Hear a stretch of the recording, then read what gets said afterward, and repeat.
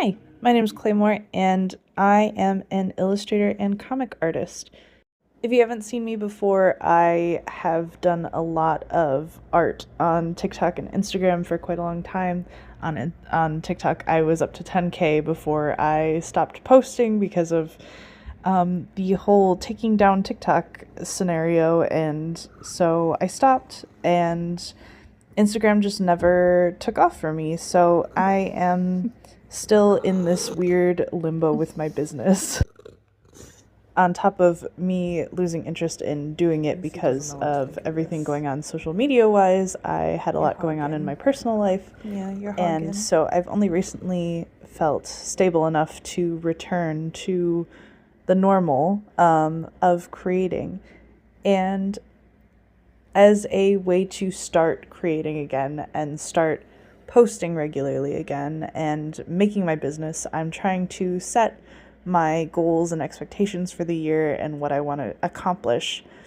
And part of doing that for myself is making my space more comfortable for me and making me feel more excited to work on creative projects and feel fulfilled.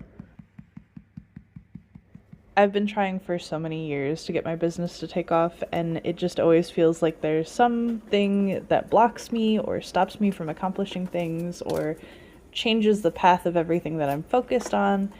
And it's always just such a big distraction that like I can't stay on top of things, and I lose track of everything and all of my progress, and I stop posting, and I just get so out of the habit of doing things.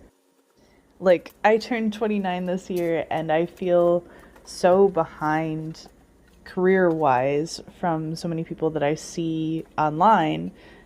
Maybe not so much so people I see in person, but I think maybe that's just due to the location that I live in, and that there's just not a lot of pathways up to anything in the state that I live in. There's just not a lot of career options unless you want to be a nurse or a lawyer or someone who works at building stuff and putting stuff together.